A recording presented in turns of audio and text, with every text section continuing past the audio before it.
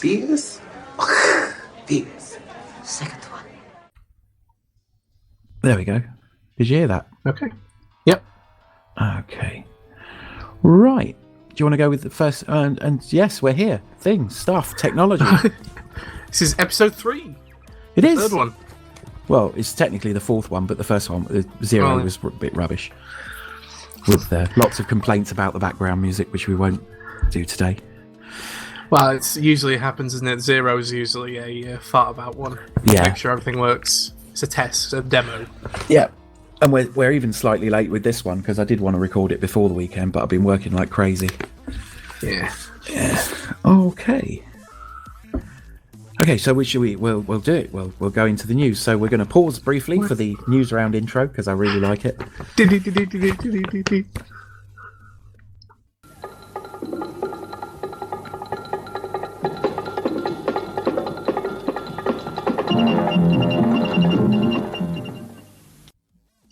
And yeah, do you want to go with the first news story, man? It's quite an interesting one. Yeah, I'll go ahead it up.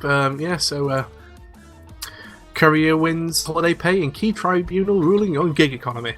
Yay! Judge decries contract and rules city sprints. Oh, no, that's written really weirdly.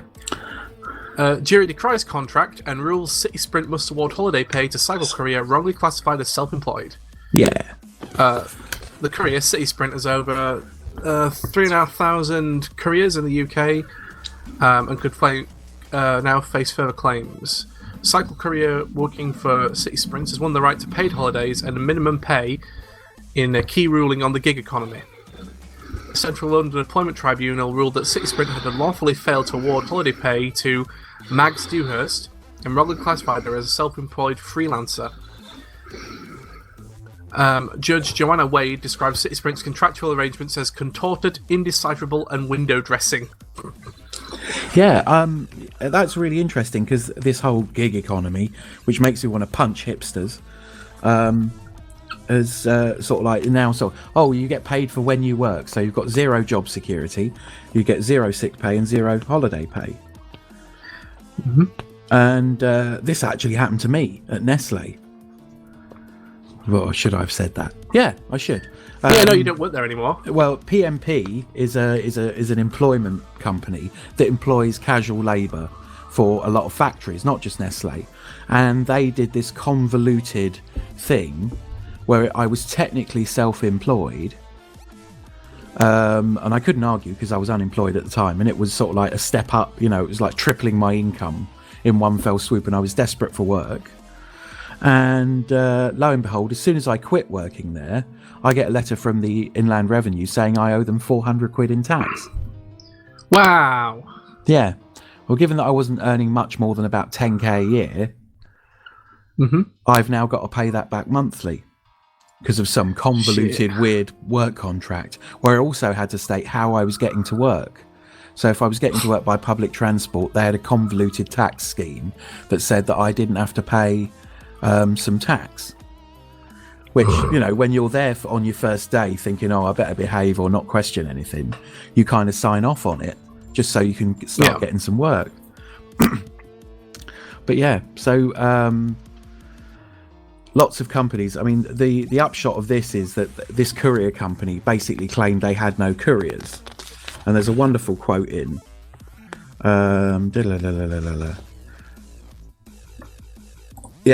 the quote argued that they weren't part of the company, but you can't run a £145 million courier business without employing a single courier.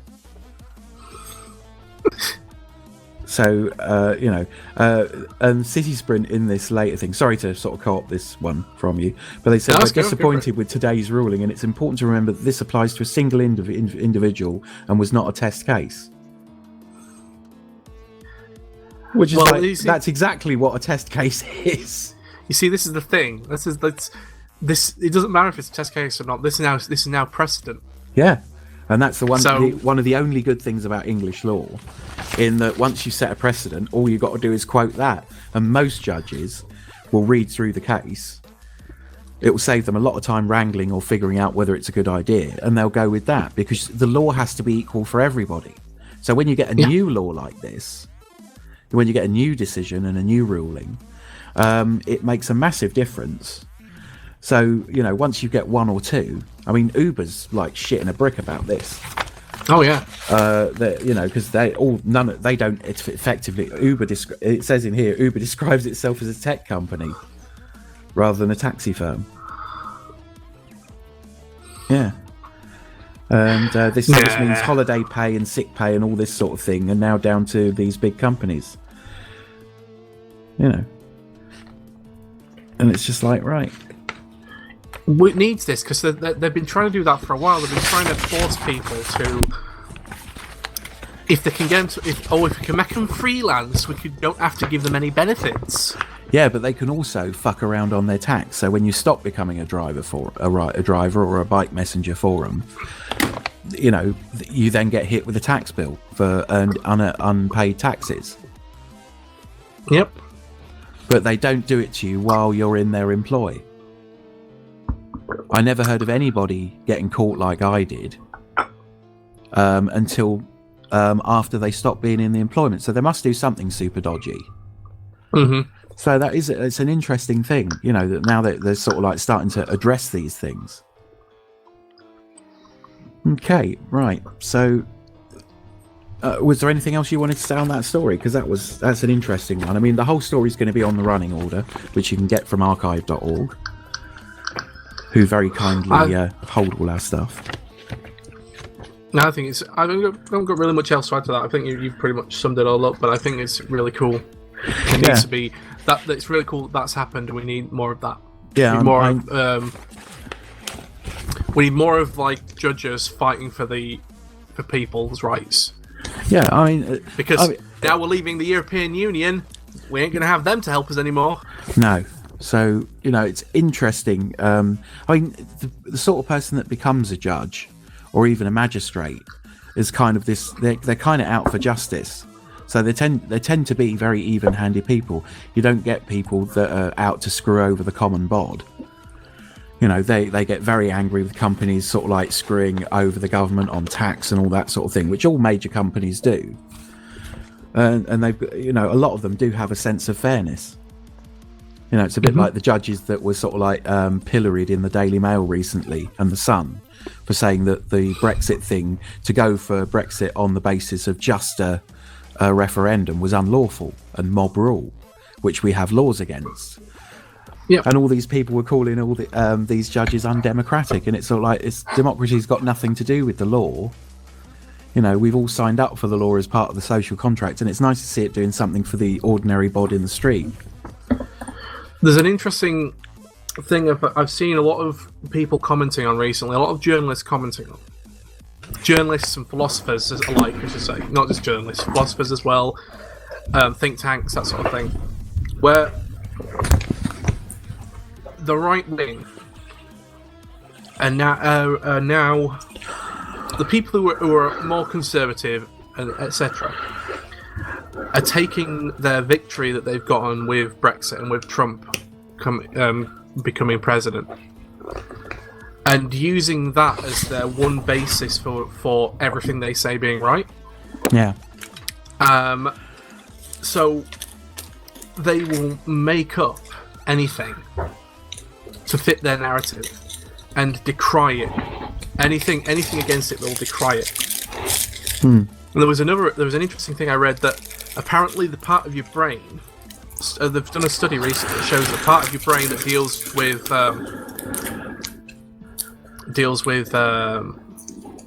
those sort of things, like political beliefs and that sort of thing. The same part of your brain that does with religious beliefs. All right, yeah. And self-identity. Yeah. In self-identity part's the important part. So it's not really surprising that people get really up in arms about it, but it's kind of scary that there's a lot of this post-truth stuff going on, not just in politics but in people. Yeah. Well, there's an interesting link that you sent across in the last couple of days about you are not entitled to your opinion. Yeah. Which it's a bit of a clickbaity title, but yeah, and it's sort of like it's up there with the whole free speech thing. It's sort of like you can say what you want, you can think what you want, but everybody else on the planet reserves the right to call you out on your bullshit. That's actual free speech. Yeah. Free speech is not saying what you want. Free speech is people turning around and saying what you have said is bullshit. Yeah, there's a lot of interesting things. It's like with the whole science and creationism debate, you know, and the use of the word theory in science, that just ticks me off. That's one of those huge things where people just sort of say, oh, everybody's got a right to an opinion. And it's like, yeah, right up until it involves laws that affect other people. Yeah. You can have as much opinion as you want. You know, right up until you're using the power of a media empire to say what you want. You know, right up until you start getting people injured or hurt, you know, or killed because you've got a stupid opinion. They're looking to pass a law in North Dakota to make it legal for people to run over protesters. Wow. And I know that sounds completely and utterly mental. But I did see it this morning. It was like they changed the wording of it to say that you can. What was it now? It was to say that if people are in the streets, you have the right. It is not illegal to run them over. Essentially, it's not illegal to run over someone in the street anymore. That's what they're trying to put into law. Did they have any context for it? Was there any sort of like, you know, if you're in danger or if they endanger you or if they're blocking a street or... They might have. I can't remember the exact wording. I'm trying to find it right now. Because it was scary. Here we go. Right. Let me just get this open. I'm sorry just to shove a news story into the actual running order, but let me link you to it and I'll start talking about it. Oh, I can always change the running order. Yeah, I mean, I just put it in the RC. So yeah, running over protesters on roadways could soon be legal in North Dakota. Protesters may want to think twice about blocking roads in North Dakota. Republican lawmakers in the state introduced a bill last week in the legislature which would not hold motorists liable for negligently running over someone obstructing a roadway. A driver of a motor vehicle who negligently causes injury or death to an individual obstructing vehicular traffic on a public road, street, or highway may not be held liable for any damages. A driver of a motor vehicle who unintentionally causes death or injury to an individual obstructing vehicular traffic on a public road or street or highway is not guilty of an offence. Wow, that's a bit slippery, isn't it? Unintentionally causes injury. Yeah. Lawmakers told the Bismarck Tribune the bill is needed after protesters blocked traffic during oil pipeline protests. What if the protester shoots the vehicle?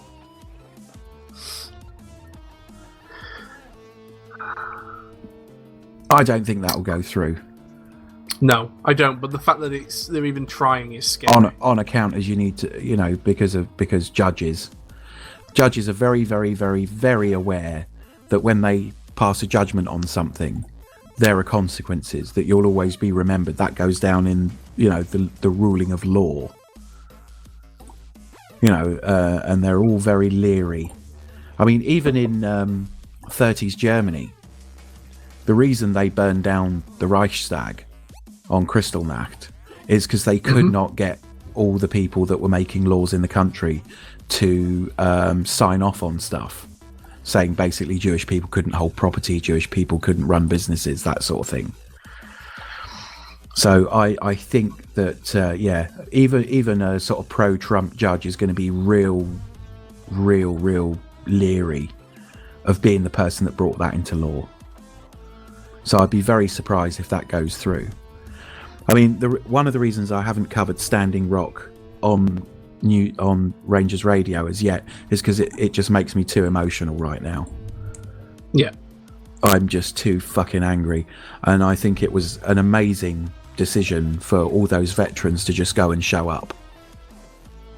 Just go and what, sorry? A load of Iraq and Afghanistan veterans just went down to North Dakota armed to the fucking teeth. Yeah, yeah. And just stood there and went, go for it. No. Because the Yeah. police were talking about starting to shoot protesters, which Native American peoples get shot at quite a lot, and murdered and all sorts of horrible things because energy companies keep discovering oil or uranium on reservation land. And these protests have been going on since the reservations were first started. As soon as some Yahoo finds gold or oil or uranium or any kind of natural gas on reservation land, they start shifting the boundaries and doing all sorts of terrible things, or polluting the water so no one can live there, and those minerals are mined in secret. Yep. And this has been going on since the very first reservations. I mean, the whole thing with General Custer was a land grab on a reservation in the Black Hills of Dakota. The whole Battle of Greasy Grass, the Little Bighorn, where Custer was killed, was down to a fake gold rush created by the railroad companies, who it was just cheaper to build the railroad through the Black Hills, which is sacred ground to the Dakota Indians, or the native Dakotans. I don't think they're even native to there. I think they got shifted there. And so that was a land grab. So the very first sort of bunch of protesters being killed in the name of money is probably the biggest, most famous early one is the Battle of Little Bighorn. And this whole thing was likely to get into he's got a gun, and then basically a firefight. With mostly unarmed men, women and children being shot down, elderly people and shit like that. So a bunch of Iraq and Afghanistan and, Vietnam War veterans loaded up and went down there and stood between the protesters and the police. And there are interviews with these guys going, if this is where I'm going to die, at least I'll be dying for something important. But if one of those guys reaches for a gun, I'm going to open fire. Yeah. And they would just literally, this is for keeps. Those guys don't play by any rules, and they're going to be shooting at women and children and elderly people, and there's no fucking way I'm going to stand by and let it happen again. And those guys went down there en masse, like something like 2,500 guys. Yeah. Literally packed up their gun collections, got in their pickups and drove down. And so there were more guns on the side of the protesters for once than there were on the side of the police. And Dakota's got very lax gun laws. So you can run around with a loaded assault rifle if you feel like it. And they turned up and went, go for it. How is it you want this to go down? And you gonna stop us? Magically it all stopped and the police went away and they did sign it. But also magically there was an oil leak on that very same land, and the water was poisoned anyway, using a previous oil pipeline that was already there. Oh, wonderful. So I'm not saying it was sabotaged by the oil company or spitefully done, but it sure looks that way. It happened less than a week after everything wound back down again, and basically it was signed off and they weren't able to put the pipeline through. Yeah. And it was like, right, you bastards.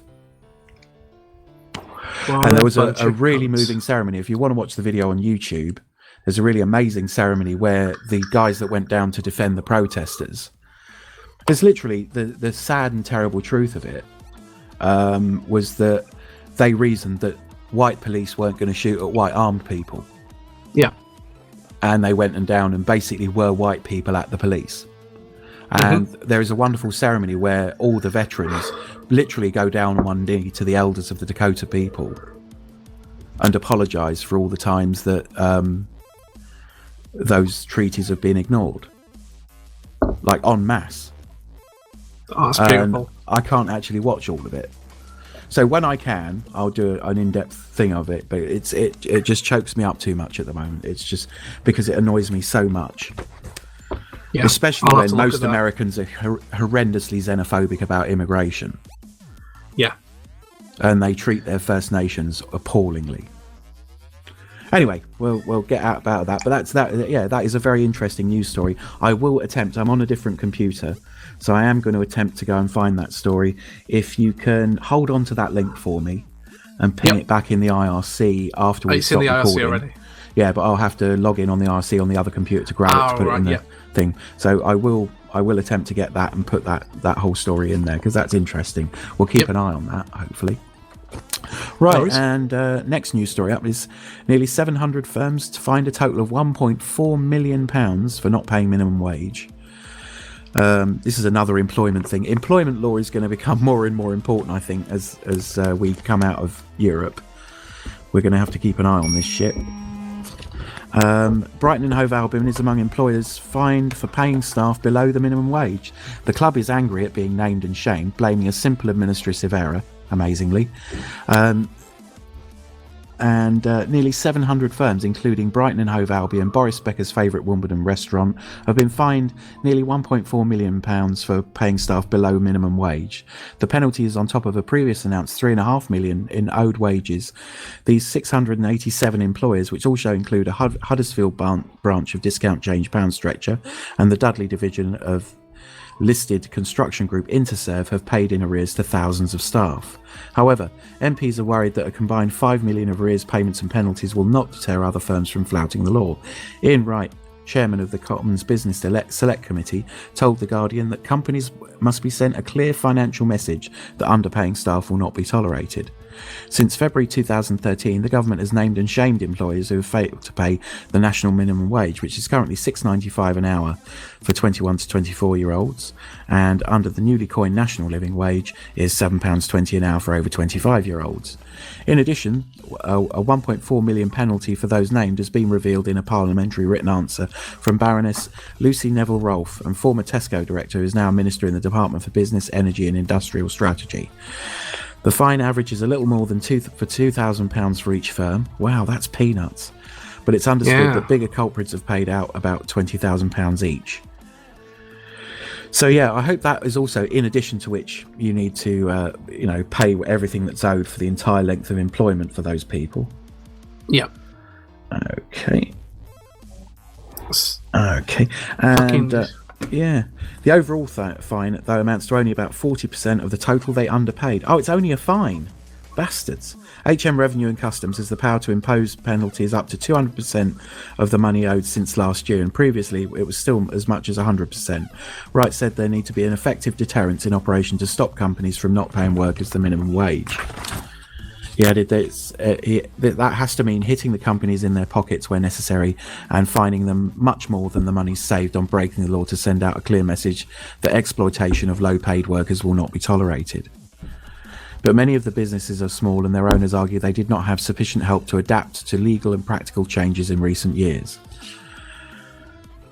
No, that's bollocks, because you get a letter if you're an employer saying this is what the minimum wage is.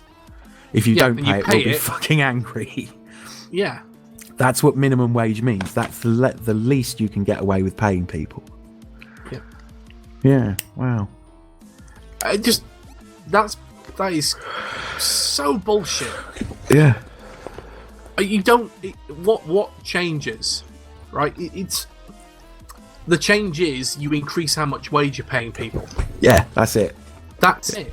You don't need help to do that. If you cannot afford to run a business and pay people the minimum wage, perhaps you shouldn't be running a business. I know. I apologise if I'm wrong, say legally exempting himself, but I think Gordon Ramsay also did the same with his restaurants, that he wasn't paying minimum wage. I don't know.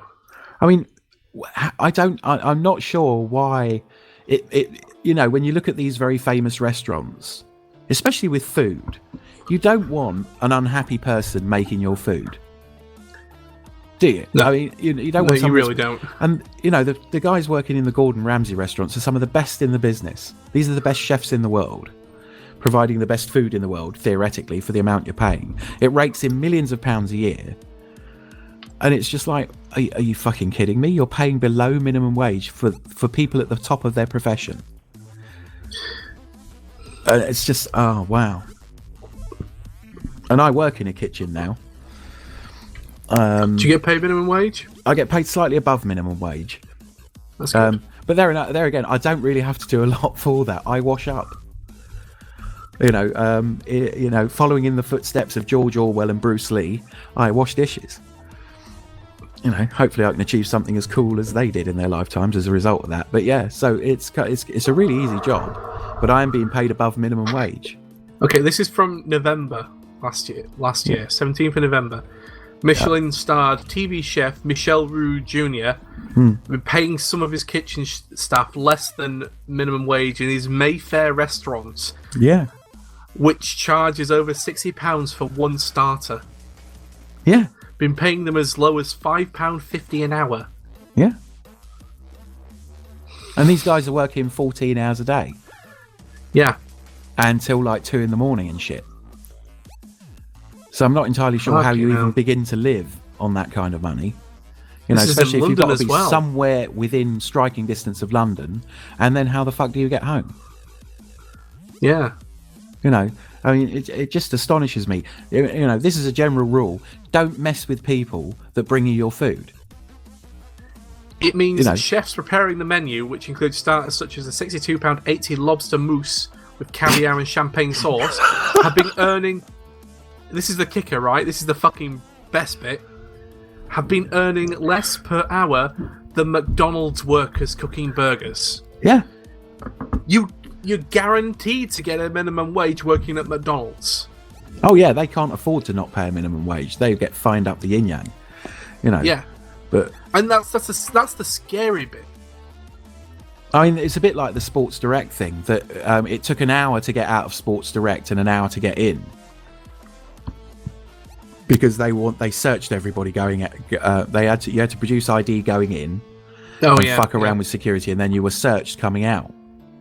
Yeah, which meant that even though they were paying dead on minimum wage, the fact that it took you an hour to get back out again meant that you were on work's time because they were choosing to do it and they weren't being paid for that. So all those people have been basically been paid, had to have back pay. To pay for all those extra hours. So you're thinking, you know, sort of like, so 2 hours a day, 5 days a week, it's 10 hours a week. So that's 520 hours a year. If you've been working there for 3 years, that's 1,500 hours. So, it's a bit of a payday for them. But, you know, I can't imagine stealing anything. You know, I try not to own it. I'll never shop in Sports Direct again. If I can, you know, because of the way they treat their staff. But the idea of stealing something from Sports Direct, why would you fucking bother? What I've always seen, and I've experienced these situations where people have stolen from their own companies.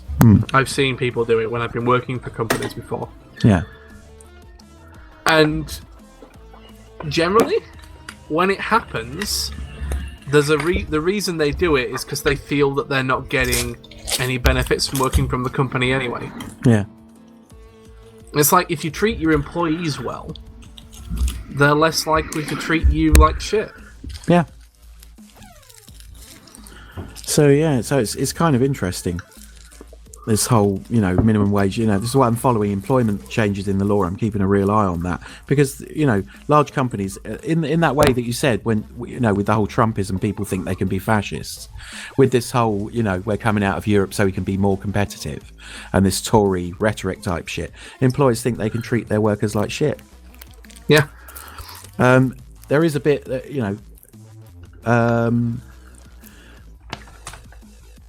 Clive Lewis, the Shadow Business Secretary, said that not only is the living wage not enough to live on, but too many employers are getting away without paying even that. Honest businesses are being undercut and honest workers are being underpaid. And some MPs are furious that none of the 687 companies have faced criminal charges. You know, they should face criminal charges. Yeah, I mean, that's the thing about the idea of the limited company as well, which is why, you know, and incorporated companies is that there isn't a person where the buck stops. You know, there isn't anybody that could theoretically go to jail. There isn't anybody that, you know, is going to be in trouble because the company is run for the benefit of the shareholders. Mm-hmm. And that's what you get. You get this situation where you're like, holy shit, you know, this is not good. Yeah. So the final quote from HMRC said that all business, irrespective of their size or business sector, are responsible for paying the correct minimum wage to their staff. HMRC continues to crack down on employers who ignore the law, ensuring that their employees receive the wages they're entitled to. Yeah. So the amazing thing is one of the big companies was a football club who pays their players millions. Yeah, pays their players millions, pays the staff that work at the ground less than minimum wage. Yeah. Fucking sick. The football industry. Ooh, I could really have a go on that one at some point. One day, I will have an actual proper rant about the state of association football in this country, and not just in this country, around the world, and how much money gets wasted on that. Yeah. Do you want to go for the next story? And I'm sorry, or do you want me to read this out? No, I'll go for it. I've seen this one before. Yeah. This is actually, it's a bit of an old story, but worth bringing up. It's from 2013. Pope Francis denounces transgender people as annihilation of man. This one's thanks to Pioneer. So the Pope Francis has lamented that children are being taught at school that gender can be a choice. Pro tip, Francis, they aren't. Francis made his remarks during a private meeting with bishops from Poland during his pilgrimage there in August of 2013. Well, in July of 2013. The Vatican released a transcript on Tuesday of their closed-door remarks.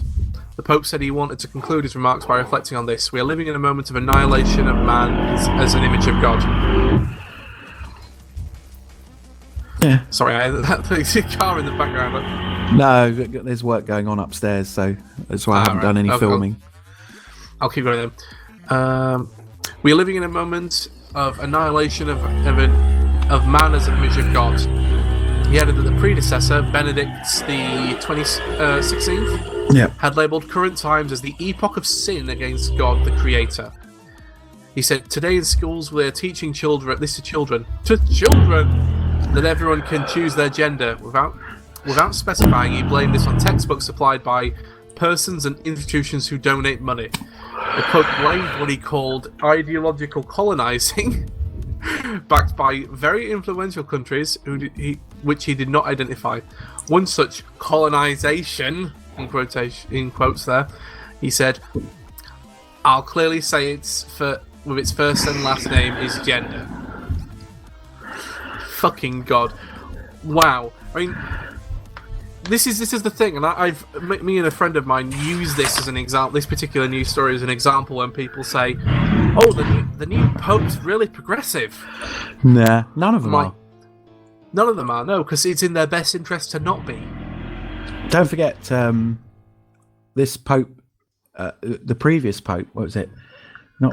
It's Pope Benedict, was the guy that wrote the whole, rail against homosexuality and stuff like that. And and did the thing where if children who'd been abused by their priest went public, they'd be excommunicated. Yeah. So because the church would deal with it in its own way, and its own way means that priest will just be moved to another parish. Yeah, that's it. So this is the thing: the previous pope, right, Benedict the 16th, wanted to keep paedophilia on the hush hush. Yeah, that was it. He wanted to keep paedophilia on the hush hush. He wanted to disassociate the Catholic Church with paedophilia, and we all know it happens. The news stories are numerous that it happens.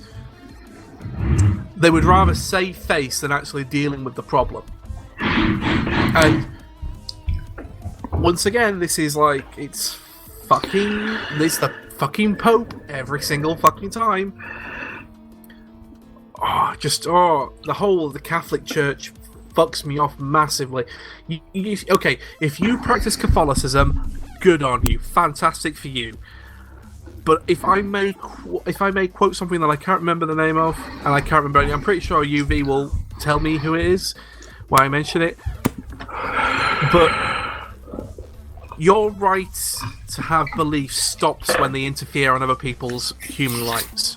Yeah. Oh, absolutely. But, I mean, it's like all these control mechanisms. If somebody has something you want, and there is a hierarchy behind that, at some point, those people will abuse the people in their care.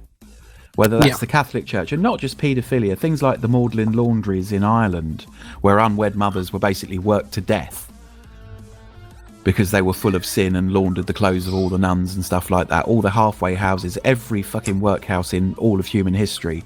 Mother Teresa, basically not providing any kind of medical care for the people in her hospices and believing that suffering brought people closer to God. Mm-hmm. So she promoted suffering rather than promoted caring for the dying. I mean, outside of putting a roof and shelter over their heads, those people were given no painkillers, they were given no palliative care, they were encouraged to suffer because they had sinned. And this idea that you can be cut off from God on the say-so of someone like this is absolutely amazing. It totally amazes me on a daily basis. And any one of these control mechanisms, whether it's the media, money, politics, or religion, just seem to be there to control your thoughts and what you're allowed to sort of want out of life.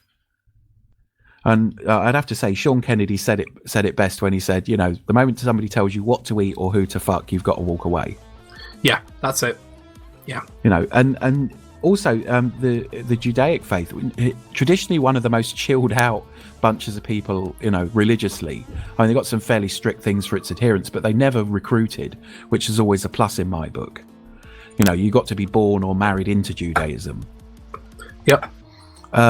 They've got a bunch of people, sort of some really extreme sort of orthodox bods in their country now that are just breeding like fuck so they become the majority.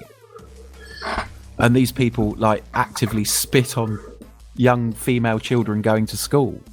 They won't allow women to walk along the same side of the street as men. Fucking hell.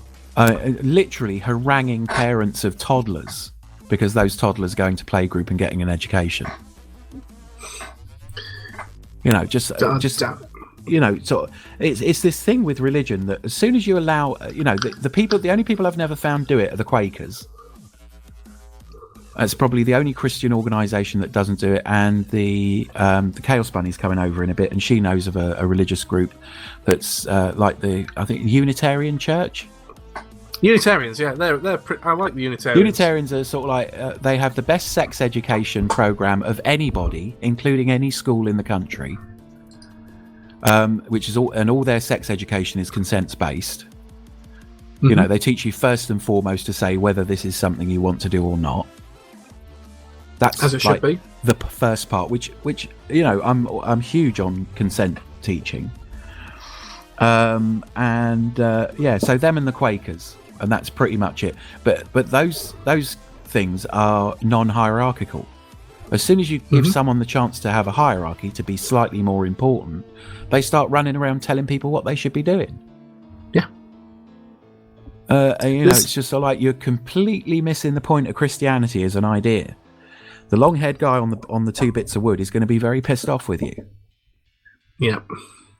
But, it's sort of like, you've got this original rebel, Jesus Christ, running around and going, look, not looking after people is a sin. And at the time, the people that said looking after people would be a good idea and making sure we're all okay, regardless of our faith and all that sort of shit. And let's not forget, the guy never stopped being Jewish. At no point did he say, I'm not a Jew. Yeah. I'm a Mean. I'm a Mean. And those people were stoned to death at the time, and they met in secret, and they had a faith that was based on resisting oppression and stuff like that. All good stuff, all anarchist. And then because the Roman Empire was kind of losing its grip on its outer reaches, they pick up this tiny little religion, and it was tiny, and go, you know what, this would be a great control mechanism. What we can't control through economic force or military force, we could control through people's beliefs. Which is why you find that there's a religious celebration at all the same times as all the traditional pagan celebrations. Yep. So Christmas is the same as Yule or Saturnalia, which is a celebration of hooray, we're not dead and it's not winter anymore. Easter is a kind of like, we can plant shit now, and this is a good time to have sex because your baby will be born before we have to plant next year. You know, it's sort of like, that's why on the 5th of May, right in midsummer, you get this. Easter is a time of births because that's a really good time to be born, because you don't plant anything till sort of May, when the ground's soft enough for you to plant crops. And then in June, you get Beltane. Mm-hmm. No, Beltane's May. So it's like Beltane is kind of, now is a good time to shag, because your baby will be born in Easter 9 months on, because people counted. The first religious people were the people that could do math and tell you when the seasons were going to change. Yeah. That's why you traditionally shamanic people have all been people with a broken leg, or they've all got some sort of disability. So it's also a good reason not to sort of like, because those are the people that can spare the time to tell you when the seasons are going to change by like paying attention to what nature's doing, and that can count the number of moons and things like that and write stuff down.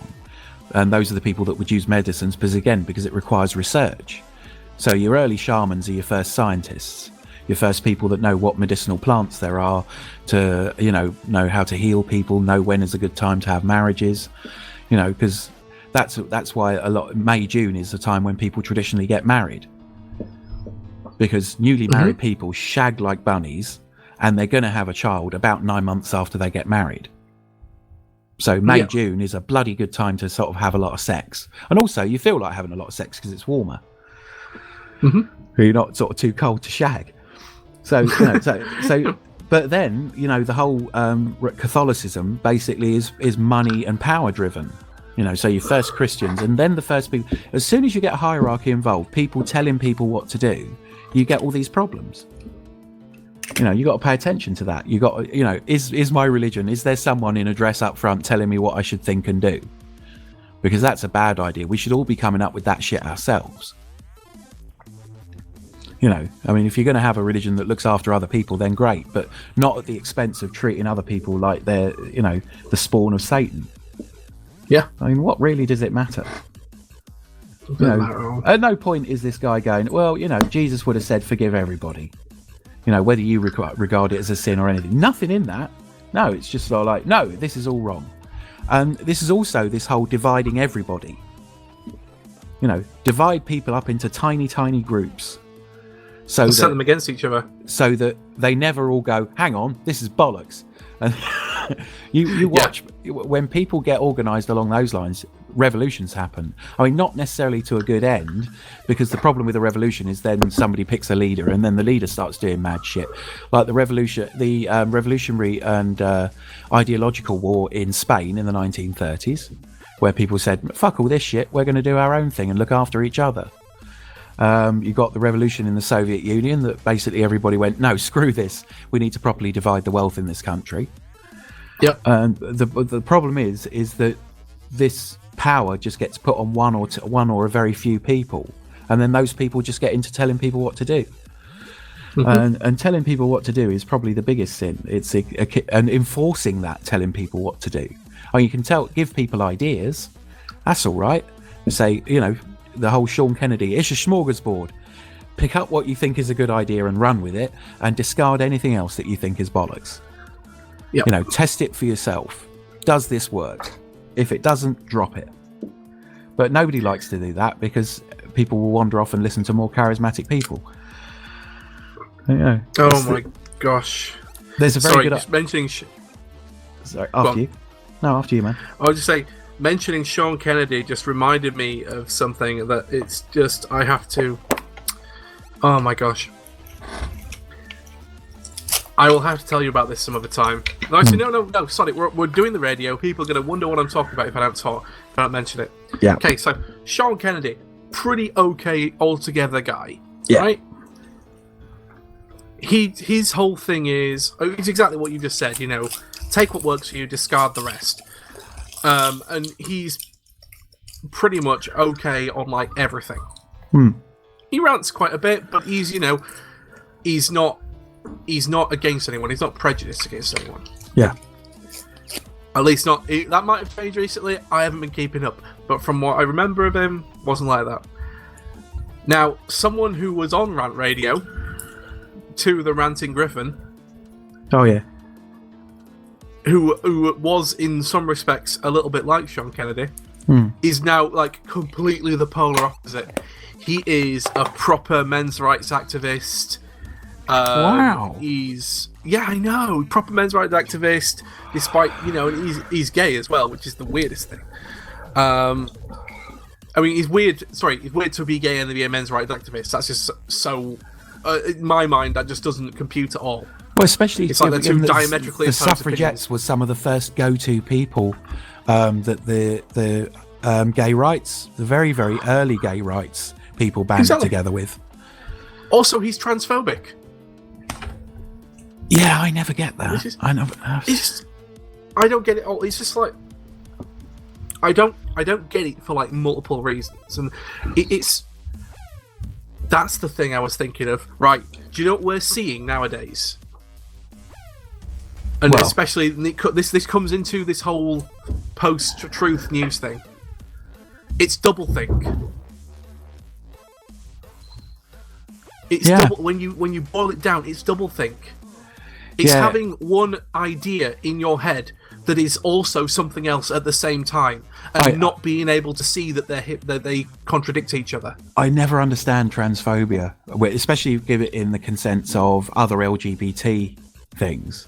Yeah, it just makes you want to sort of pin that person and just go, look, the first person to throw the first stone at the Stonewall riots was a black trans woman.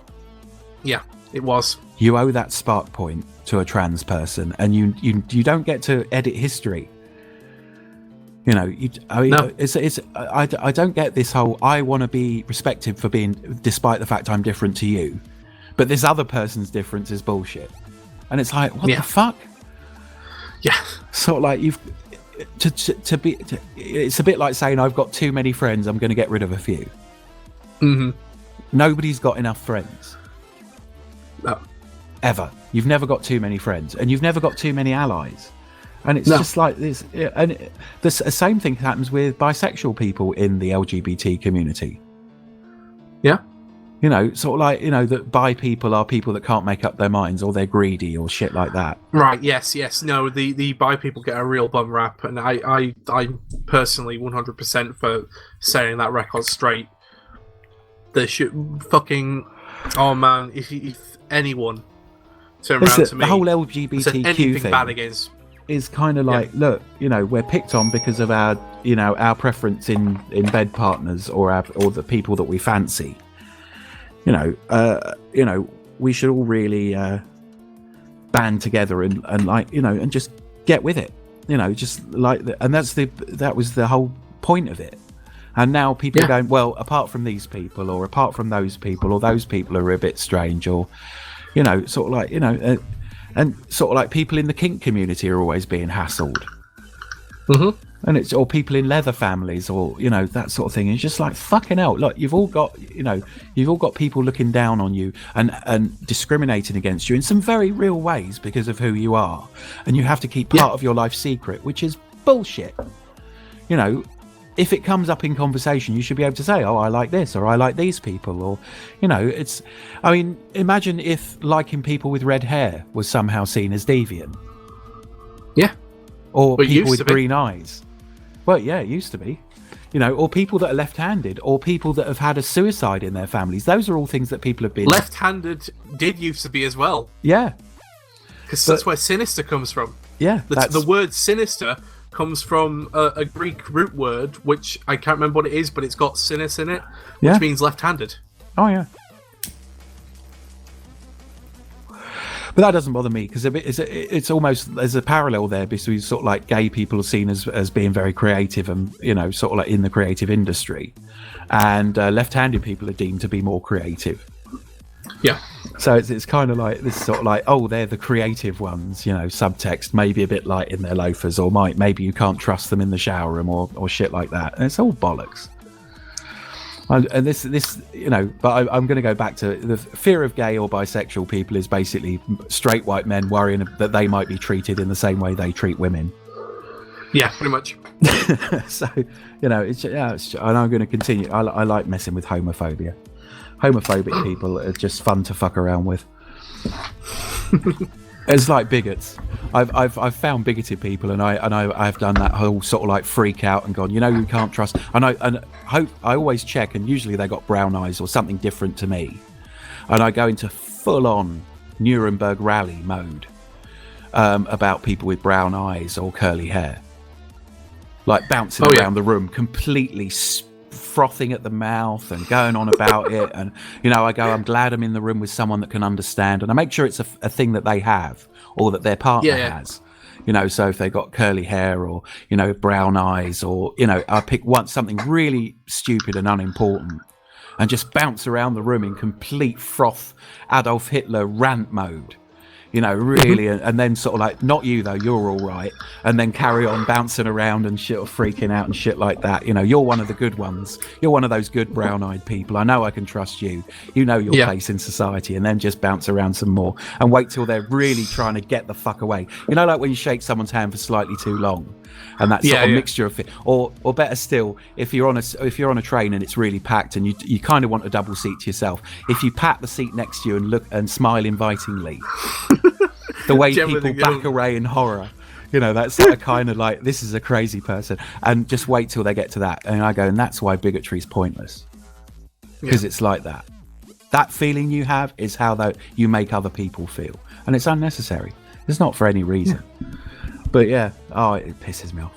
Anyway, we'll move on with the news because we're rattling on here. Next story: a model on anti-smoking bus shelter ad coughs when smokers walk by. And there's a new type. It's very Minority Report, which is why I included it. If you walk past a particular bus shelter ad in Stockholm while smoking, the model on the screen starts to cough. Next, the display shows smoking cessation products sold by pharmacy chain Apotek Hjärtat, the sponsor of the ad. The agency behind the campaign created the effect by attaching smoke detectors to digital advertising screen, and they chose where people often smoke in Stockholm's Odenplan Square and let the coughing begin. And that's so Minority Report. It just makes me want to go, how are you getting on with those pants? You know, in Minority Report, I see you're wearing the new Lacoste t-shirt, and it's like, oh, fuck off. It's like wandering around in public is the last place, you know, apart from inside your own home, where people ignore you, and being singled out like that by an advertisement just makes me want to, you know, spontaneously vomit. It's like, this will not make me want to quit smoking. This will make me want to, I will, you know, it's like the Bill Hicks bit where somebody does that little fake cough when you're smoking outside near them.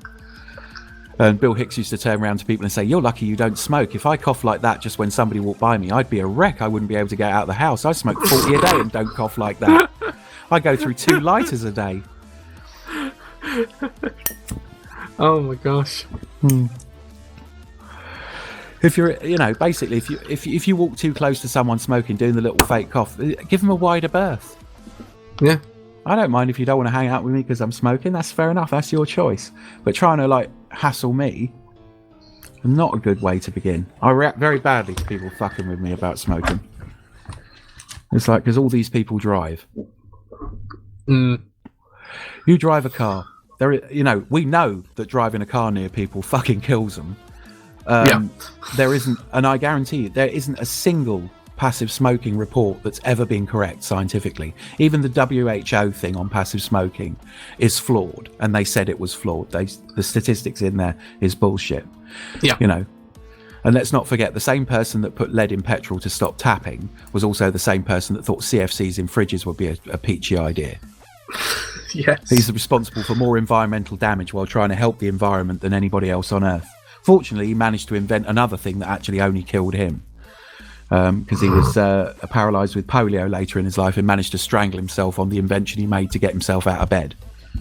Wow. Yeah, interesting guy. I can't remember his name, but worth looking up. Is one of the most destructive. In an attempt to protect the environment, he managed to cause more damage than any other human on Earth. I'll have to look at that. Yeah, I'm also inclined, you know, when somebody talks about saving the environment, you can tell them that Genghis Khan was the person that did the most for the environment of any person by killing 40 million people in the ancient world.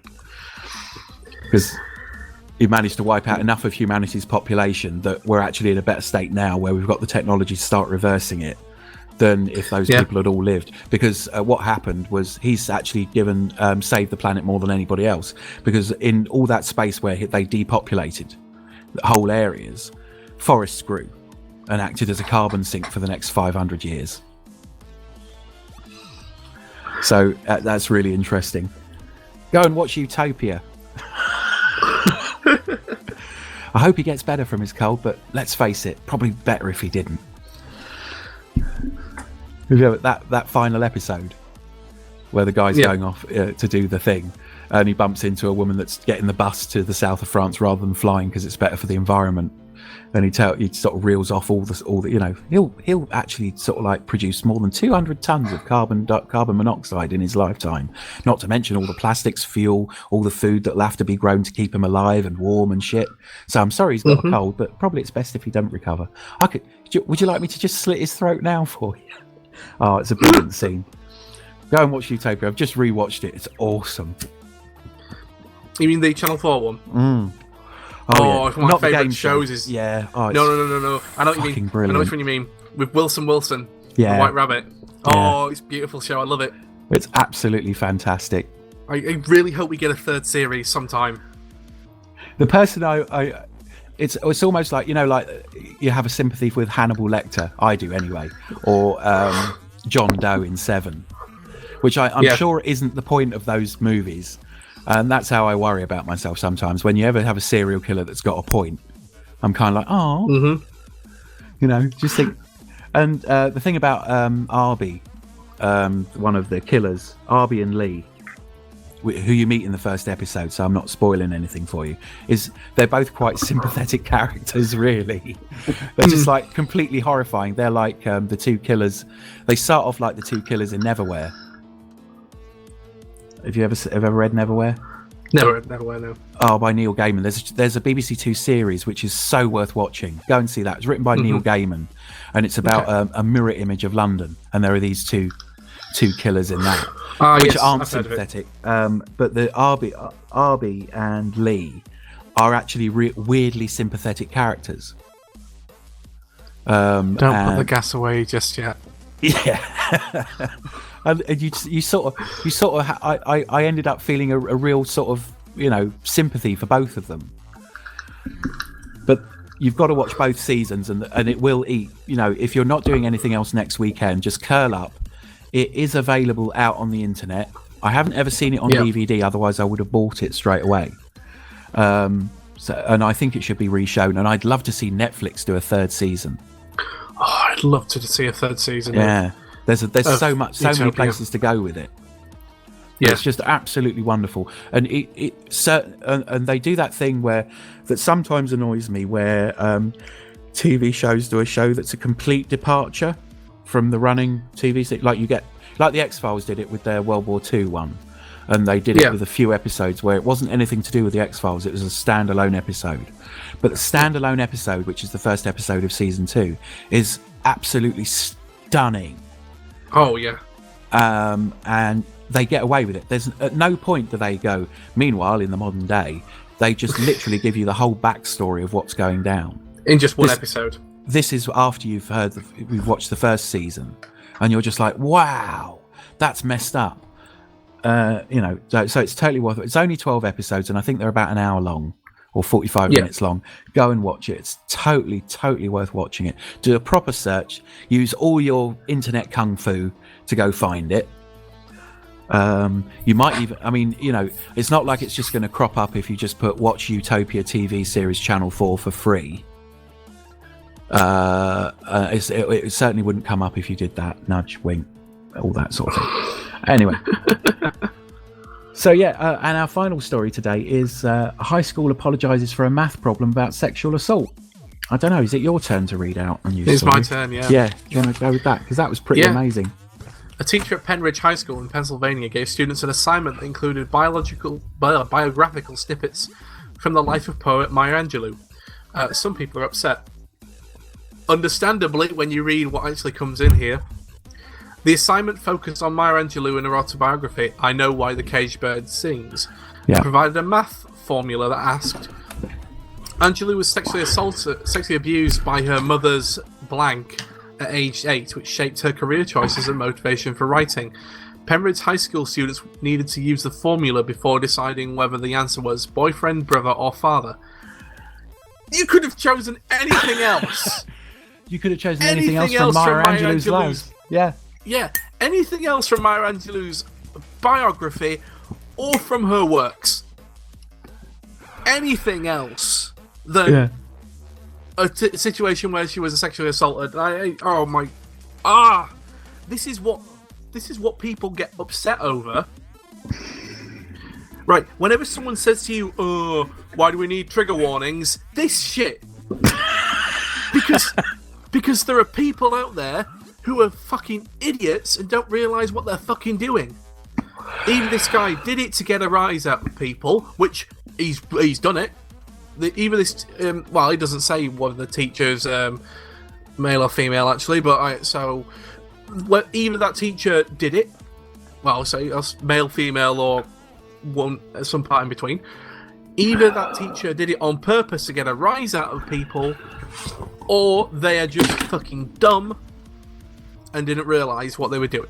I always vote for stupidity first off. Yeah. Probably is stupidity. This is why trigger warnings actually exist. Do not believe what they tell you on Reddit that people want trigger warnings for silly things, because they don't. People want trigger warnings for actual shit like this happening. Yeah. It's utterly amazing that was deemed an inclusion. Could have been done so many other things. Just anything else about Maya Angelou's life would have been so much better. You know, I mean, we're not. This is a maths. Why? Maybe if you were doing a thing about Maya Angelou's life, you know, you're talking. It was a philosophical thing, and you were talking about, and you felt that it was needed to actually discuss how it would have affected her. But, and even then, you would say, look, we're going to discuss some pretty heavy shit, you know, and I will understand if you don't want to know about this because this is real heavy. Yeah. And then started to broach the thing of her being sexually assaulted. But, oh my fuck. Yes. Why? Next week we'll be showing The Colour Purple to some kindergarten students. Yeah. Jesus Christ. Yeah, it's just utterly stunning that somebody could be so oblivious. It really is. My God. Okay. Some people are just... Go on, yeah. sorry. Yeah. So we've just gone over an hour, just on the news. Just on the news? Yeah. Oh my gosh. So we're going to be back after some halftime music, which I've, to be honest, but yet to decide. At the time, that'll come in later. Yeah, we'll pick something cool, and we'll take a break, and we'll be back with the discussion and all the seemingly bottomless list of Recomedia that people have sent in, and after this break, and we'll stop the recording.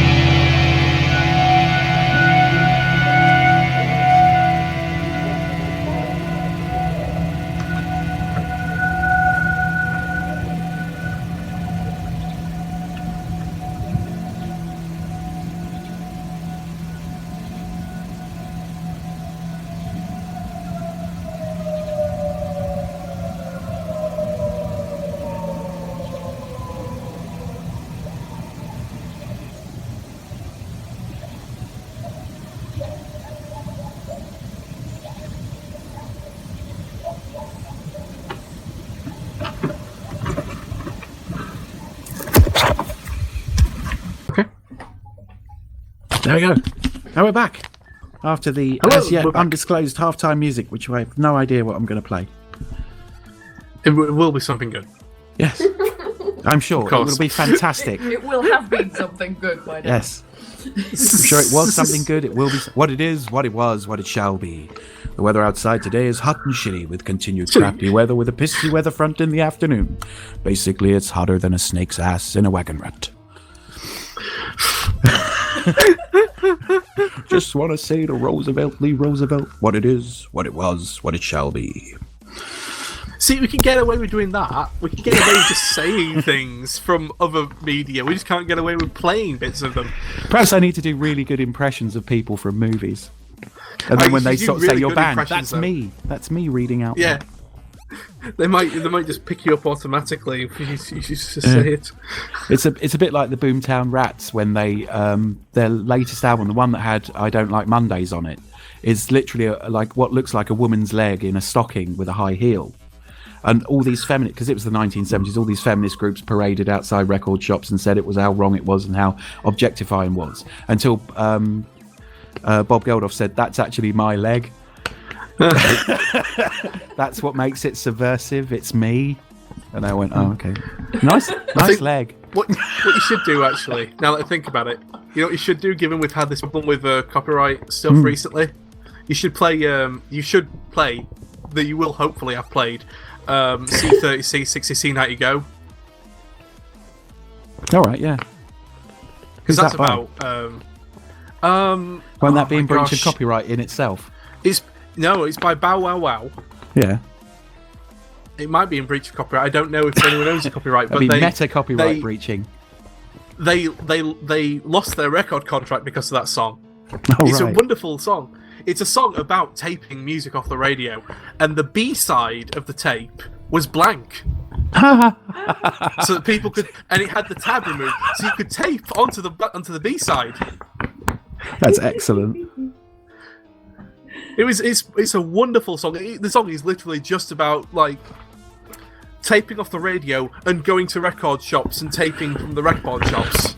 Actually, it would have to have the tab left there for it to be recordable. Sorry, tab left there. Yeah, sorry, yeah. Because I never did that. I never found an old shitty cassette and thought I'm going to just record over this. That happened. It's one of my favourite songs from that era. Yeah. I did that to a couple of Mantovani's greatest hits tapes. Such vandalism. What I'll do is I'll link it to you in the what's it called, so you can listen to it later. Cool. But yeah, it's by Bow Wow Wow. Right. Cool. I don't know if I'll have to look up and see if it's a thingy, but.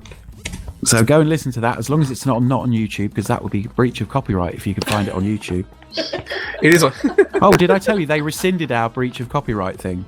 Did they really? Yeah, they fucked us off out. You can now listen to it on mobile devices. Did they say it was wrong or anything? No, they or just did anything happen? Said it and then took it away again. All right, okay. No idea why they did that. So yes, you can now listen to this episode on a mobile device. Even though I'm gonna have to spend. So this isn't going to come out for a couple of days. I'm going to need to think of some funny things to say at the start of the tape. It might have been that it was an automatic thing, because they usually are automatic copyright things. And then afterwards, someone actually looked at it and went, "Actually, that's not actually copyright infringing." Yeah, I was a bit sort of, Everybody went, "Well, yes, you kind of are in breach of copyright," but it's kind of like, go and watch this film. It's advertising for those films that we were using snippets of. Yeah, we weren't doing it because we were saying you now don't have to watch the film. It's not like I don't know, giving the end away to Seven, or the last lines of Seven. That saved you an hour and a half of your life, or something like that. Actually, spoilers don't come under copyright infringement. They're just annoying. Do they really not? I'm going to spoil everything. Yeah, really. Oh wow! There's no law that says you can't post spoilers. Suicide Squad is not a good movie. There you go. Saved you an hour and a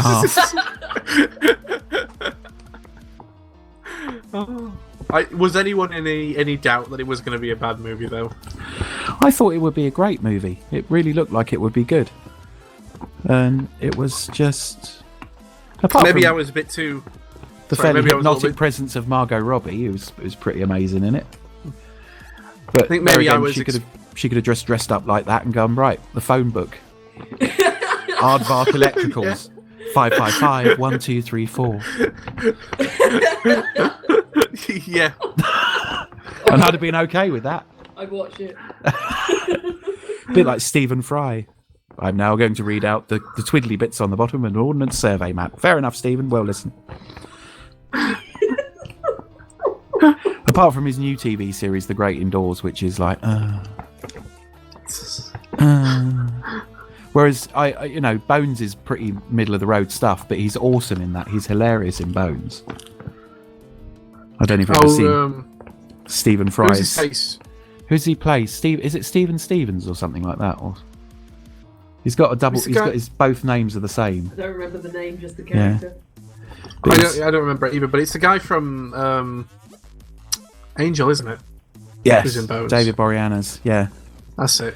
And he makes him build his barbecue, which in a sort of Mr. Miyagi type way. So that's an episode worth watching on its own. Anyway, discussion.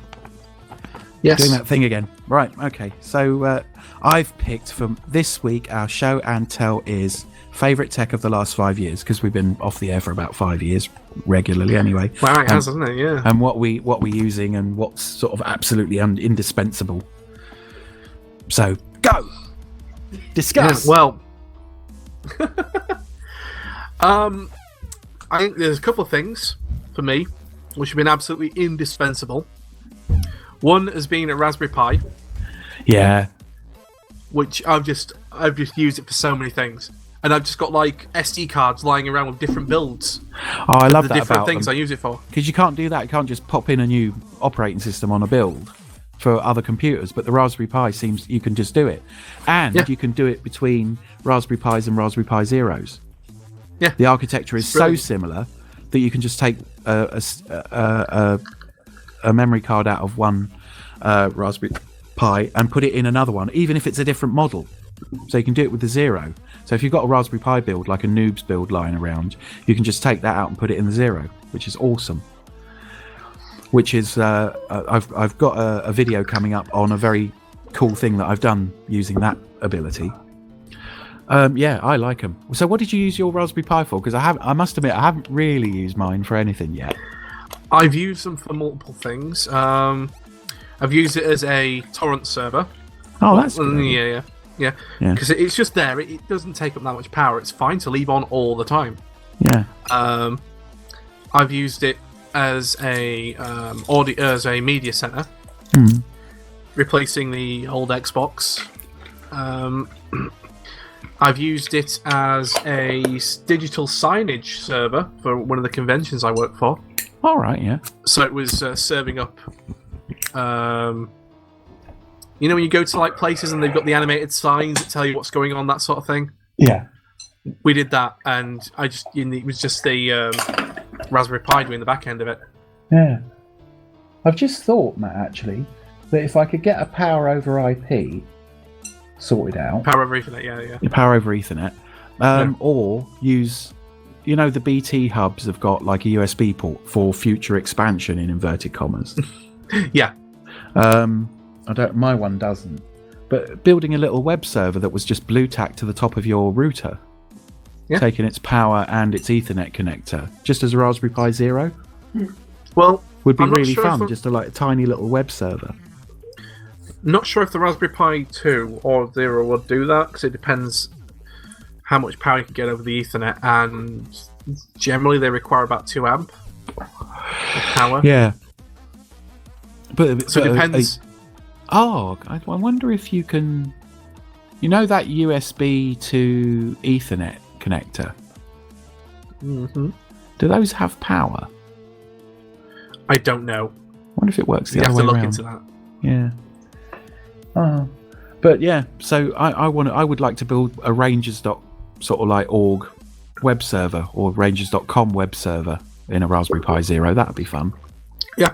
Because it'd be so. Once you got it set up, you could just clone the micro SD card, just clone it in its entirety and bung it in another Zero, so you could have a backup operating system and a backup web page all on it. Pocket server. This is what's great about them. You've seen these mesh networks, right? Yeah. Imagine it's like you have one of those per node of the mesh network, Yeah.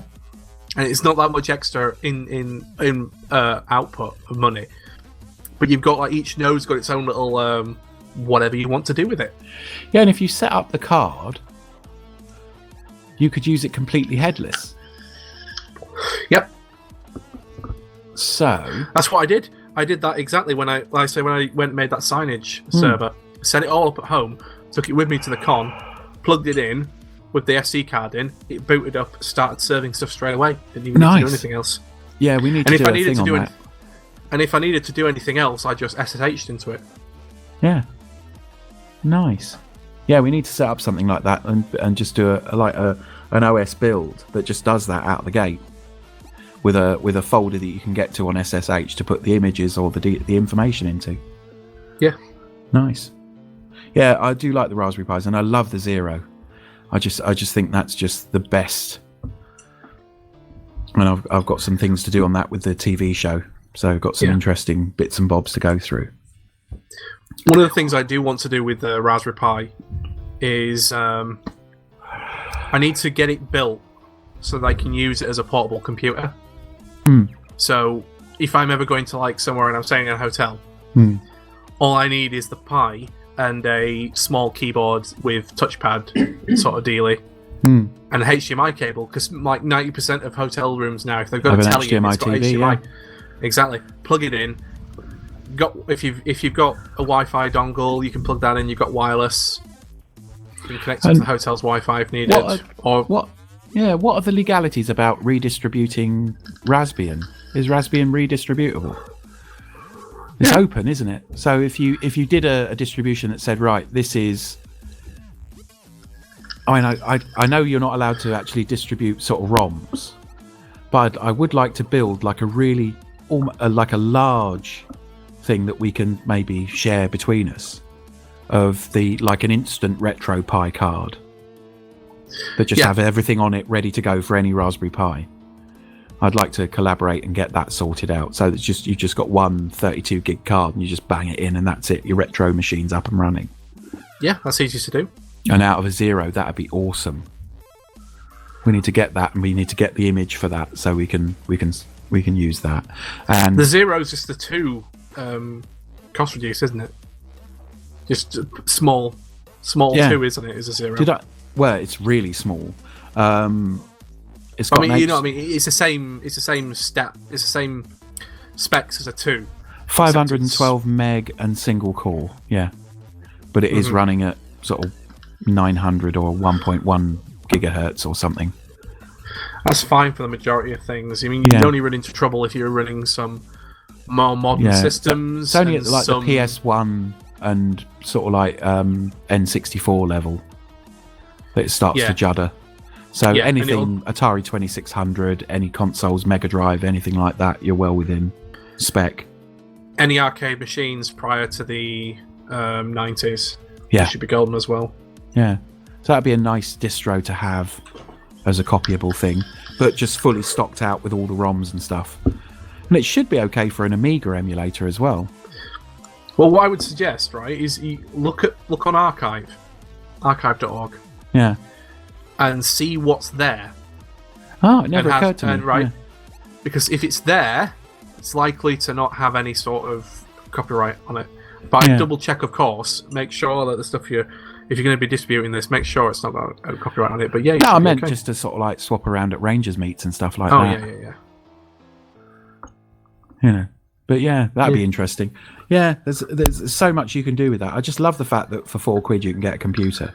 And I've been pricing up monitors and stuff like that, and even including the Raspberry Pi, a keyboard, a power supply, a mouse, and a monitor.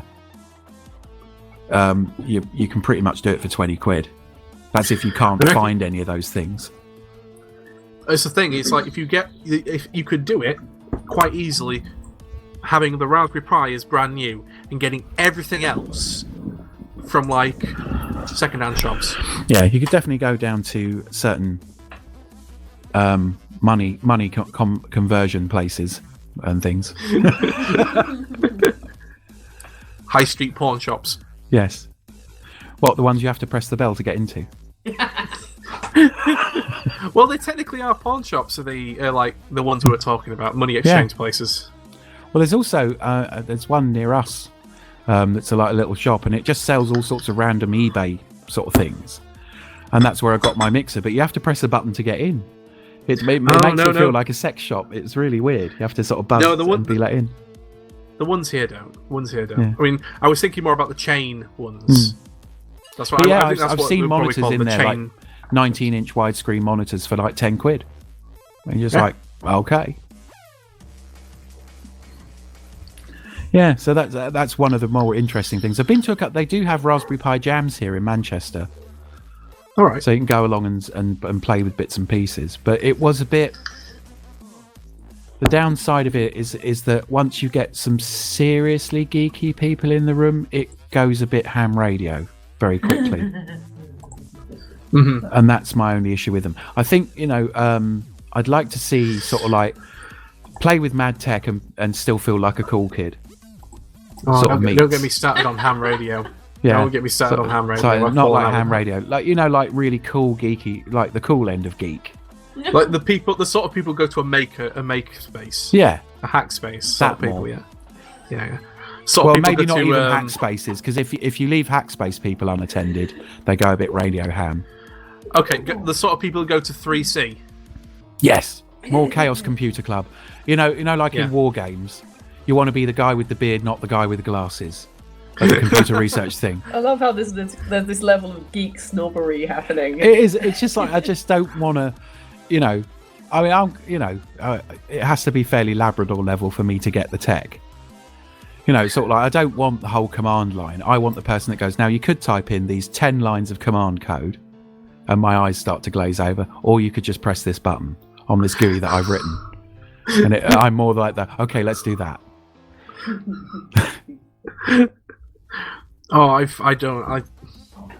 The geek snobbery is very strong in the ham radio scene nowadays. That's what put me off it a lot. Yeah, it is a bit. Yeah. I'm looking forward to when I go to America to be able to operate there. Because I've heard from many people that operating in America is like vastly different than operating over here. Yeah, there is still a certain amount of geekery, but it's more like gun geekery than, steam engine geekery. Yeah, it's more. It's more of people do it for its usefulness than it's. You're more likely to find the sort of people who sit out on the lawn chair drinking beer in a t-shirt than you're going to find old men wearing cardigans. Yeah, here's my ham radio setup, and this is my knife, Eliza. Yeah. Touch my ham radio setup, you lose a finger. Those sort of people, rather than, well, this is a 1926 radio Vox radio with a 40 wave, and your eyes glaze over, and it's sort of like. But not just that. There's from what I've heard again, what I've heard and what I've seen, the elitism isn't there. Ham radio in this country has a degree of elitism. I wish I had my first meeting with the ham radio club near me when I walked in. I wish I had that on video. Why would you like to learn about radios, you hairy hippie in camouflage? 2 words: zombie and apocalypse. And they all moved away from me on the bench there. I had to go and sit with Group W, which is where you got to sit if you may not be geeky enough to be a ham radio operator. We've talked about this before, though, haven't we? That like it's the one thing that the ham radio scene in this country could do to pull more people in. Yeah. You don't have to admit that it's ever. You got to do the hand motions as well, like you're cupping the word zombie. Apocalypse. It's like it's in a globe, but you're cupping the globe of the thing. You guys are going to get me started on one of my favourite rants, though, if you're not careful. Because I get so cross at people who have zombie apocalypse plans, but no plan for a power cut or the water being stopped. I have those. There are everyday emergencies that people don't have plans for. I have plans for those. For if the power stops and the water stops. I have a water backup. Which is, granted, is just some bottles of water, large bottles of water, but it's enough for a few days. And I've got a power backup. This is awesome. Which is well, just- I'm getting which us is off just- topic now, aren't I? Zombie apocalypse. Oh, right. Oh. No, but tech's come along such a long way. I mean, camcorders and cameras are sort of so much better now. Or more like the camcorders we can afford are so much better now. Mm. That's a big difference. You could get like 1080p on a camcorder about 5 years ago, but you couldn't do the other thing, which is afford it. Yeah, that's a smart Nowadays. Yeah. Exactly, yeah. Oh, smartphones are good. Do you remember that camera that we filmed that Rangers episode on? About the radios? Do you still have the footage of cooking with Zach? Oh wow, I might have. Drill Sergeant Cookery School. Let me have a look. I've actually got my camera right in front of me now.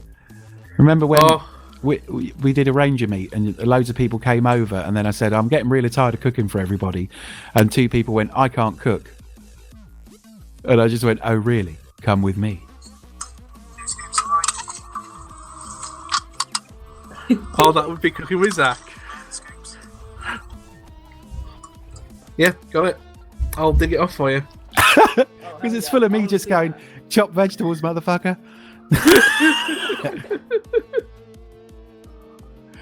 Yeah, I've got it. I will. Welcome I'll dig to it off Ainsley for you. Harriet. Can't cook, don't get to eat. Basic life.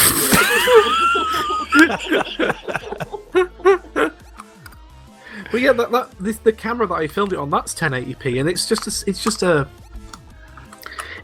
a tiny camera. Yeah. It was one that cost me like 50 quid. You know, and that was a few years ago. Yeah. Cool. Let's dig out my laptop and copy that off for you. Yeah. So, yeah. Yeah, smartphones, very, very cool. I love being it. I like the fact you've got unmetered internet on smartphones now as well. Do you? Yeah, that was with certain I've got carriers. unmetered internet.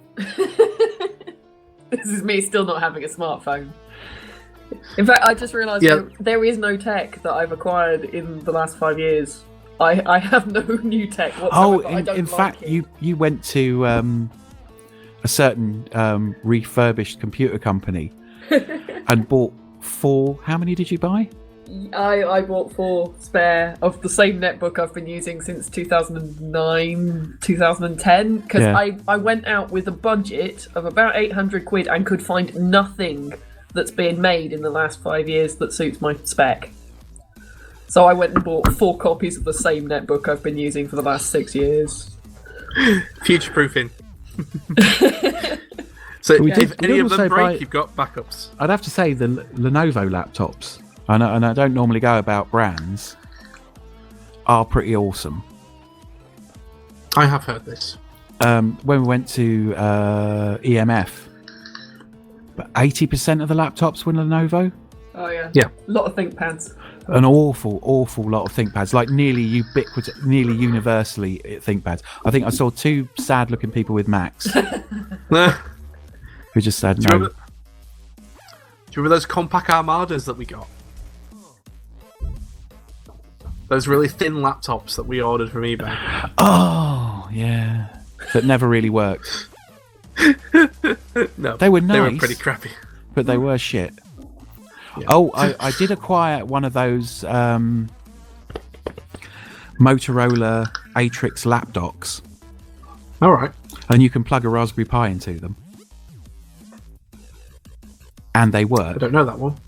Yeah, years and years ago, like a good 10 years ago, Motorola brought out a mobile phone called the Atrix. And it was a shit mobile phone. But the dock that it goes with has an HDMI and a USB out. All right. So you can buy this special cable for Raspberry Pis to plug into them. Now the cable costs 10 quid, but it's kind of invaluable because it plugs straight into the HDMI of the Raspberry Pi, and the USB plugs into the USB port, and it powers the Raspberry Pi. Oh, that's cool. So you get, when you plug it in, you've got a screen, a keyboard, a touchpad, and speakers. And power. And the battery lasts about 7 hours. Do you know what I've just seen I'm looking for that, right? I've just seen something on Amazon. Raspberry Pi touchscreen closure. Oh, nice. So it's just like a touchscreen that you plug your Pi into. Cool. It just plugs in. I'll have to look at this. Looks like, oh man. Yeah, I'm going to have to look at more stuff on. Yeah, I'll show you the Atrix laptop on Friday. I completely forgot. Oh, you actually got one? Yeah. Wow. Yeah, yes, definitely. They're a bit expensive now because they've become quite popular because Adafruit did a tutorial on how to connect them up. Yeah. So it costs you about £100. But that is for a really slim lap dock with a like really slim battery, really nice screen, okay keyboard. It's a bit small, but it works, and the speakers work on it. And if you don't want to use the speakers, the Raspberry Pi's got a headphone jack on it, so you can listen to it on phones, but you have to change some of the settings. It's a bit geeky. But yeah, it's kind of cool. But that means that you've essentially got a laptop that you can change over the brains of at any time. That's very cool. And it also gives you a small USB hub, so you get an extra 2 USB sockets. Nice. And they're powered sockets. Oh, nice. Yeah. So it powers a hard drive if you've got like a proper standard external hard drive. Yep.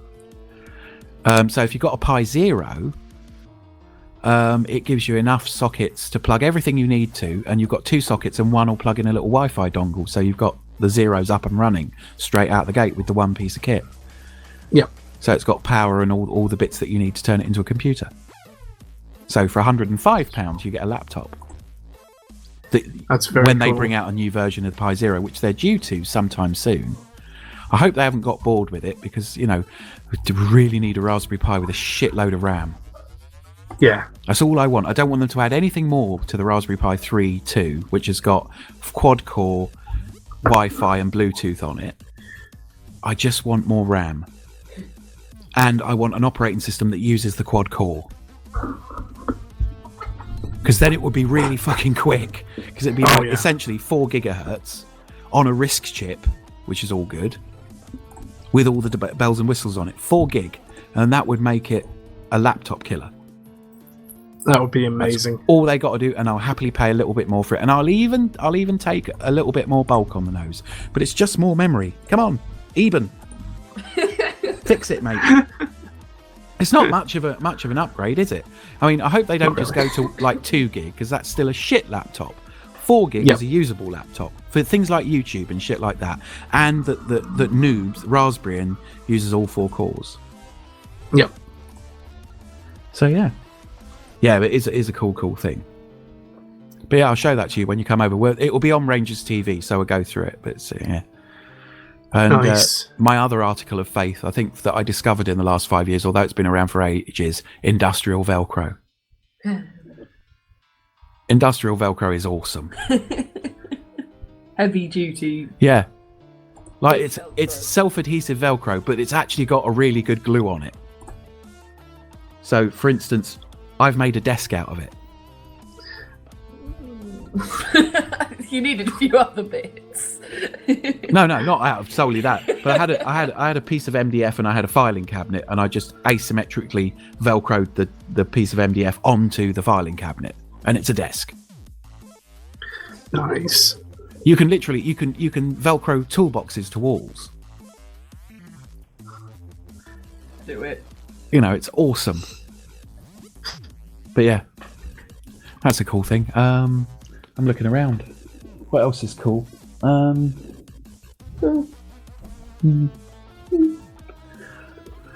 Your unkillable phone that won't die. That's pretty cool.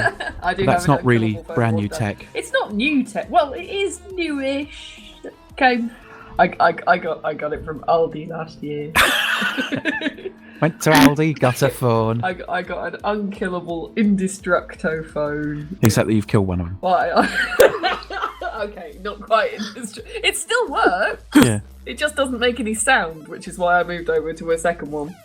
You did persist with it for a very long time. It refused. It didn't have any battery. It had battery. You had to plug it into a battery charger all the time. Actually, I did break the battery eventually. I took it in a hot tub. Don't take your waterproof phone in a hot tub. Like, They're not that waterproof. what was it that person did? But don't do that. Got wasabi in a new tattoo or something like that. What? Oh, I don't think I. No, somebody did something really painful and it just went. Their response was, "Don't do this." Oh, toothpaste on a new tattoo. Yeah, don't do that. Don't do that unless you really. Instead of really aqueous like pain. cream. Yeah. yeah. Yeah, but no, dual SIM quad band phone with a month's battery life and Oh. an FM radio, really solid. Oh yeah, my smartwatch that I don't wear. Smartwatches are a real pain in the bum. Don't bother, because you have to charge them up every day, and that's really makes the watch useless. But I got mine. It's got a camera in it. It's got a Bluetooth speaker. It can stream music and sound from your phone. It's got its own SIM card and its own micro SD card for memory, and it was £12. Oh wow, that's awesome. It's really good. It's got a proper little removable battery and everything. It's a really interesting piece of tech. But you can actually make phone calls from the phone. It's proper Dick Tracy shit. But if you want to find out whether you can use a smartphone or whether it will be any good to you, spend the £12. Don't buy a Pebble or shit like that. Oh, speaking of which, they're switching off the servers for Pebble. They're shutting it down completely. And it's a cloud-based smartphone. You know all the people that we know have got Pebbles? They're all being switched off. I did not Yeah. Oh god, I know who I'm laughing at. They're really expensive too. They're about 120 quid. Virtually every seriously geeky person I know bought a Pebble. They're like, finally a smartphone a smartwatch that I can use. And it's like, no. But yeah, but these little things are proper generic phones, and they've got the right. It's got the SIM card. You can play music from it and all that sort of shit. But they are aggravating as an idea of a device. Because the idea of charging up your wristwatch every day is beyond irritating. Yeah. Like, no, unless it lasts like 6 months. I'm not interested unless it's got a month's battery life. Yeah, Sinclair's first black watch that they made before they made the ZX81 had a battery life of, in some cases, 10 hours. Yeah. Before you had to send it back. What? No, not even a replaceable battery. Had to send the fucking thing back. What? Yeah, No, sorry, what? yeah. So Yep. Who made that? Sinclair, And, the people who made the and Spectrum. they still exist? Yeah. Well, this is also the person that made the Sinclair C5. Yeah. You know, the electric car that its drive belt's rubber, so it can fail at any time on you. Yep. Apparently, Centre Parks bought most of the C5s. Really? Did they? Yeah. And my a gosh. couple of places in Australia had 300 C5s boxed up and bought them en masse from Hoover when they didn't sell, and had them for a theme park so people could get around. They're still really dangerous. Apparently they had lots of accidents even in a no car area. Wow. But yeah, Wow. that's the most fabulously dangerous. You wouldn't leave that alone. Yeah, No, if you haven't it was- seen it, Micro Men, which is on YouTube, you can just look it up, is a good documentary about Sinclair and Acorn in the early days of home computing. Yeah. Actually, Oh, talking about micro SD cards, yeah. How long have they been around? Do Yeah. they come under the last Oh, 5 wow. years worth of tech? Well, at reasonably big sizes they do, yeah. I They're am, dead cheap because I'm now. bloody in love with micro SD cards, and I have a micro SD reader that is on an earring. I have Oh, a that's 64 gigabyte earring right now. I'm wearing it. Yeah, That is I do like fantastic. my. That's I got know- all of my website back. I like the way that micro SD cards interface seamlessly with standard size SD cards in a reader. Yeah. Yeah. So, like for things like cameras or recorders or something like that, if it's an old SD card, you just bung it in a converter, and most micro SD cards come with a free reader. Mm-hmm. And I got a really good micro SD card reader that's on a USB on-the-go connector, which is awesome. So you can actually plug in the SD card to your phone or your tablet if you want to, and that lives on my keyring. Is that the one I found for you? Yeah, Yeah. that's awesome. It's a little dual change reader. So yeah, USB is really good. I mean, try telling that to Apple. You don't need a USB slot. I got a USB on the go adapter for with my new phone, and this is like the best thing. Yeah, Being able to plug like a USB stick into my phone is brilliant. yeah. I'm a huge fan of USB on the go because it also allows me to use my cheap Tesco Huddle tablet. If you want a 7-inch tablet and you don't want to pay a lot of money, they're really dirt cheap at the moment, and they're non-proprietary, so they're just Android, unlike the Amazon one, and they're 35 quid or so new from eBay or something, and I can use that as a remote for my camera. And if you put it in perspective, the cheapest camera monitor for filming video is something like 250 quid. And you can just circumvent so much stuff. It's also, I got two because I got an electronic clapper board as well, and an auto cue. Yeah. So that's pretty cool. So yeah, but obviously if you've got any other ideas, we're rambling on a little bit now. If you've got any other ideas about stuff you want to, about other tech, do let us know, and we'll write in at this address. We can't return any of your entries, but there is a prize for any that are shown.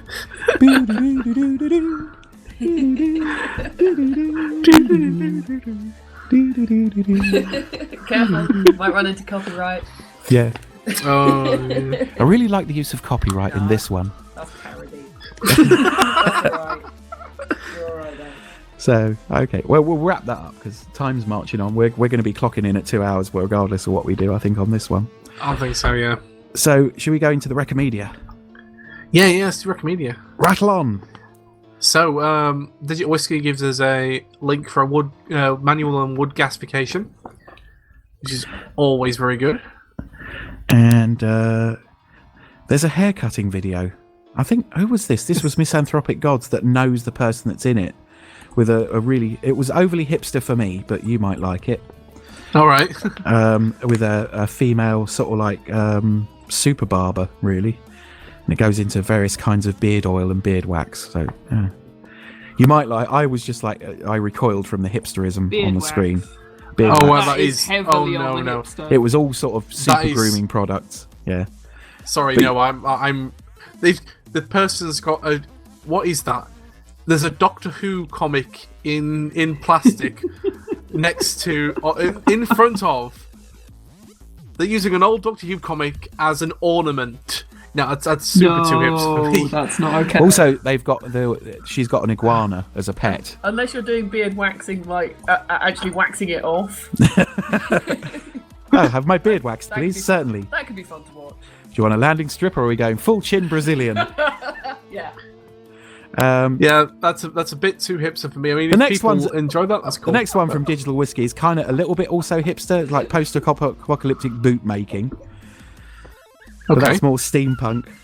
What's happening to my radio show? I've got the idea stuck in my head now that a goatee beard is officially a chin Brazilian. Just imagine sort of really cheerily going, "Love your chin, Brazilian, mate." That's the most beautiful thing I've heard this year. He's got a chin, Hollywood. Look at that. Or as my fencing instructor once said, she was a Brazilian with a Brazilian. Oh, you do? Yeah. And there was post-apocalyptic boot instructions. That's also a bit, how to make your own boots is a bit, it's veering on the I hipster. want to see that. And This is kind of like just how to make your own boots, nothing post-apocalyptic about them. yeah, They're just normal boots. boots. But they looked a Boots. bit hipsterish. You could see someone wearing sort of designer jeans and a tweed jacket striding through the city centre with their beard flowing in the wind. Behold my beard. You're just jealous because you can't grow I one. can't grow a beard. I tried, but in certain lights, it looked like in the kindest way to regard it would be like, that's a very good Oliver Hardy look, and in the unkindest, it was like, Wood Hitler. So I got rid of it when I saw it in certain lights. Kev sent us a thing on a bloke that basically sectionalised a motorcycle engine, which is kind of interesting. That's Okay. Did And- what to the motorcycle engine? how a motorcycle engine works. Oh, right, okay. And there was the Radical Social Justice Brownies in America, which is a Black Power Girls youth movement, which is awesome. It's a video on The Guardian. And it's Oh, wow. absolutely amazing to see these 8-year-olds going, by any means necessary, which is fantastic. I gotta see It's that. absolutely, it's like how Malcolm X would have remade the Girl Guides. It's like, it's proper. I got respect for myself. And all these people are going, aren't you a bit young to be into Black Power? And they all hold up the Black Power salute and go, yep. and it's just like so, you know, it's like badges for stripping firearms and shit. It's awesome. They're absolutely the most scary looking group of young women I've ever seen in my life. It's like shit, and people trying to ask them patronising questions. It's absolutely great. I thoroughly recommend going and watching that. And a New Statesman article, why post-truth age bullshitters are winning, by Laurie Penny, which is well worth looking at. And go read anything basically by Laurie Penny. There was a Dazzle an anti-surveillance makeup link, and Kevin did another thing where he showed us I think it was either me or Kevin found a Volvo military vehicle that looks like hell to run in a warm climate. But the Dazzle makeup's real interesting. How to mess with facial recognition software, and it's basically all these little sort of it's like stripes and slashes, like Dazzle camouflage for ships in World War II, but also little partial faces. Yeah. In the makeup, so it must be absolute hell on the little AI that looks for does facial recognition, just refocusing and unfocusing. Yeah. And Iron Angel also sent us a thing on who monitors your Facebook. There's a little thing that actually picks up whether anybody's following your Facebook or not, and gives you their IP address and stuff. So that was interesting. Oh wow. Yeah. And go and watch Utopia. Yeah, definitely go watch Utopia. That's brilliant. I'm not kidding. Go and watch Utopia. And the worst thing to do would be to type in "watch Utopia" for free in Google, and because that certainly wouldn't bring up how to watch Utopia. That would be a terrible idea. No, it just would be pointless. And that's all we got for you. Obviously, the magic porridge pot of links and stuff like that is never going to dry up because people keep sending stuff. So there'll be more next week. And yeah. And if you want to send stuff in, it's v4v@earthling.net. Or if you want to join us in the IRC, it's irc.freenode.net and type in #R4nger5. And maybe at some point, rangers.com will be up and running, but I don't know why when I go to it, it's forbidden. That might be deliberate. No, you're not allowed in. Just keep saying stupid things. No, it's still forbidden for me as well. And that's it. Was there anything else that you wanted to have a look at, man? You wanted to recommend it? We're done. Okay. No. So this has been episode 3. 3 whole episodes. And maybe there'll even be another one next week. We might even be able to record it on Friday. I think, we should do early Ranger goodness. Week. Yeah. Okay. And that's it. It's been nice infiltrating you. Yes. And so for Graafen, me, and the Chaos Bunny. Right. Yeah. Bye. Bye-bye. Take care. And there'll be some outro music as well, but we don't know what that is yet. And some definitely not non-copyrighted outro bits from a movie, totally, which we also won't do. Otherwise YouTube will be grumpy with us. No, you've been copyright again. Yeah. I just want to do it now. I just want to do it on every show. Fight the power, little G. The mic drop. And that's it. Bye-bye from me. Bye-bye from me. Rah from me. Okay.